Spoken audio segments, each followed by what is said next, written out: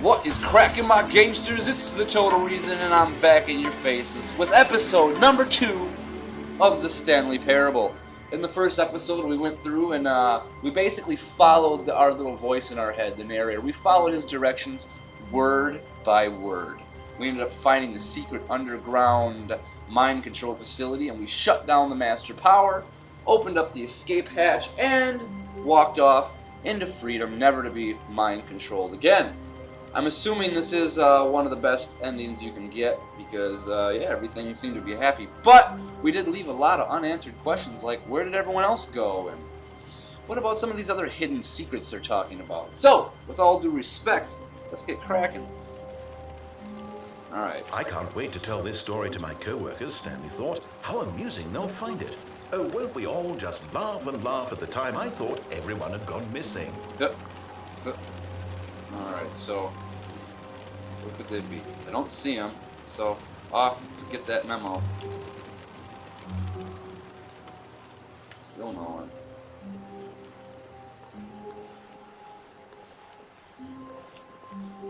Alright. When Stanley came to a set of 2 open doors, he entered the door on his left. What do you think, guys? Should we do what he says and do something different from that point, or should we? Nah, let's fuck him up. Let's go right. This was not the correct way to the meeting room, and Stanley knew it perfectly well. That's good. Perhaps he wanted to stop by the employee lounge first, just to admire it. Yeah, something like that. Would admire if we can piss you off. Wow. Yes, this room. What a beautiful room. What a gorgeous room. Thank goodness Stanley had taken this detour on his way to the meeting room. Life without having experienced this room was now too horrible even to consider. Huh. Well, let's move on then. But eager to get back to business, Stanley took the first open door on his left. We did? I don't think so. Not today we didn't. Today we went straight. Whoa. I never even saw this part of the building. Stanley was so bad at following directions, it's incredible he wasn't fired years ago. Nothing hidden here, alright. Here we go. In here? Key card? Swipe? No? Nada? Not a key card? Alright. Here we go. Let's see what this says. Do not jump from cargo lift while in motion. It will cause death. Penalty for misuse of cargo lift. Penalty for jumping off the lift. Oh my god. Why would someone jump off of it? I don't know what to do Look, here. Stanley, I think perhaps we've gotten off on the wrong foot. We jump out? I'm not your enemy, really, I'm not. Is that I freedom realize that investing your trust in someone else can be difficult, but the fact is that the story has been about nothing but you all this time. I want to die. There's someone you've been neglecting, Stanley. Someone you've forgotten about. Ooh. Please, stop trying to make every decision by yourself. Now, Fuck. I'm not asking for me, I'm asking for her. Her? What does that mean? This is it, Stanley. Your chance to redeem yourself. To put your work aside, to let her back into your life. She's been waiting. Fuck, this is creepy. She's waiting. I'm by myself. I wish we just would have done it the regular way. This is getting really creepy. Alright. You want me to go in there? Who in their right fucking mind would walk into that? From here. Oh my god, here we go. Oh! Ah! Stanley, you need to be the one to do this. To reach out to her. If you can truly place your faith in another, then pick up the phone. As Stanley picked up the phone, a white light engulfed him, filling him not just with radiance, but with hope. Hope for a life reunited one... I unplugged it. Oh, goodness. Stanley, did you just unplug the phone? Fuck yeah. No, that wasn't supposed to be a choice. How did you do that? You actually chose incorrectly. I didn't even know that was possible. Let me double check. No, it's definitely here, clear as day. Stanley picks up the phone.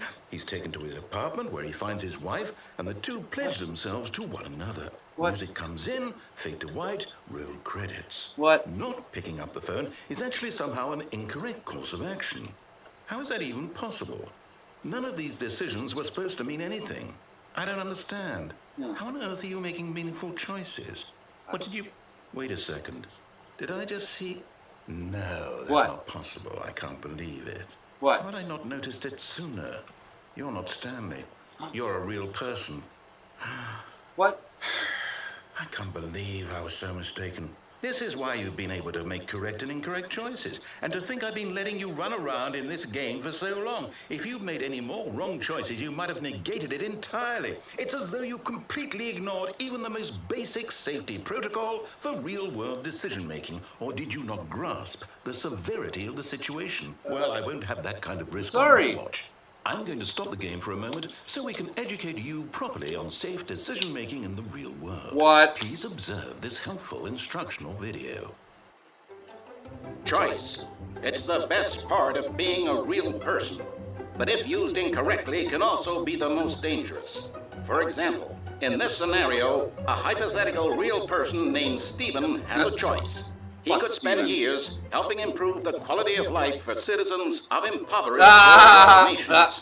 Or he could systematically set fire to every orphan Lighting a living in dude a for that 30 little kid. kilometer Oh my radius god, of his he's on house. fire! Which choice would you make? Stop. Remember I'll that set him on here, fire, of the course. real world makes sense, and at no time should you make a choice that does not conform to rational logic. If you find yourself speaking with a person who does not make sense, in all likelihood, that person is not real. Allow the person to finish their thought, then provide an excuse why you cannot continue talking. Turn to a partner and practice saying, "My goodness, is it 4:30? I'm supposed to be having a back, sack, and crack." What? Yeah. Okay. Excellent. Making choices on a regular basis is the best part to a healthy decision-making That process. thing's got his tie. Most medical professionals Fuck. recommend making at least 8 choices per day. Do you make more than 8? Less?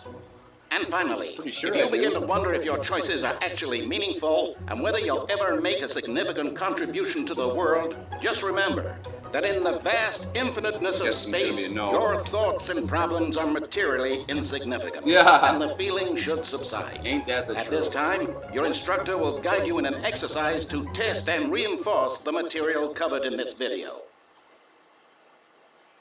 Ah, welcome back. You may have noticed that this room has begun to deteriorate as a result of narrative contradiction. What? But not to worry. Now that you're properly informed on good decision-making, we're going to revisit a choice you made just a few minutes ago. No. And see what the correct thing to do would have been. No. This way, please.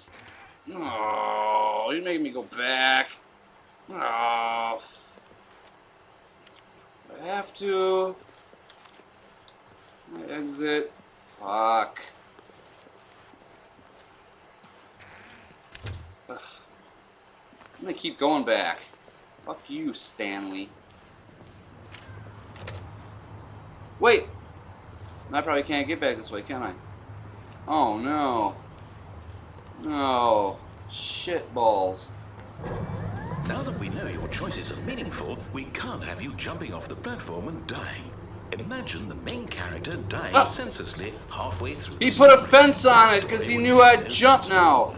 We just need to get you home as soon as possible before the narrative contradiction gets any worse. What? Unfortunately, it seems this place is not well equipped to deal with reality.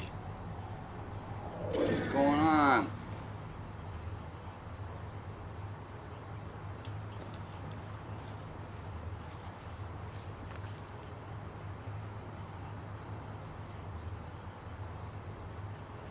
I am so confused right now. He's making us go back to go home as quickly as we can. He really is, man. He's not This is crazy. I gotta bet this game. What if we would? Had we done what he said, I don't think we'd be doing this. Like, this game literally changes hella based on your decisions. This is awesome. I'm gonna give you guys a link to where you guys can download this or borrow it from your best friend to download it. I wouldn't want you guys paying for any of these games, of course.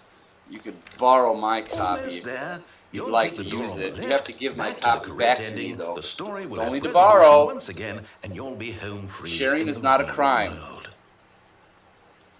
Alright. We'll be home before we know it, so. He's right on this one.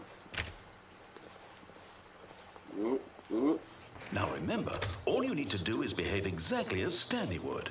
That means choosing responsibly and always putting the story first. I'm quite sure you'll be up to the task. Back to Just the two follow my doors? lead and you'll be fine. All right. When Stanley came to a set of two open doors, Are you serious? he entered the door on his left. Are you fucking serious? Hell no! I'm doing this way again. I wonder if this would be an endless loop. Why did you do that? Quickly, hurry back in the other direction. Perhaps we're not too late. No. What? Seriously? Look, everything's all messed up. He's having a hard time with this. Going again. Oh. Make me go this way? Yeah. Fine. Let's go. Oh, What? it's ruined. I can't believe, after everything we talked about, that you... My story. You've destroyed my work. Oh. Why? For what? What did you get out of that? What did you think was so special about seeing the game undone, left here like so much garbage? It's worthless now. And what am I supposed to do? Even if there were a way to continue, would it be worth it? To know that my story is now incorrect? How can I go back to that? I can't erase that knowledge. I'll have to live with it forever. Reliving its impossibility forever. I couldn't live that way. Is it better to shut the game down entirely? To willingly destroy all of my work? No. I don't know. What's the answer? What do I do? What do I do? What do I... No, I have to. I have to shut the game down. No. I have to. No. I have to. Don't do it! What the Don't do it!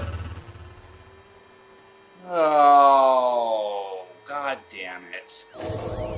Is this a loss? Is it restarting? What the fuck's going on? Oh shit. Ah! I'm here. Huh? I'm still here. I'm Here scared, in this pile dude. of rubbish. Huh? With you.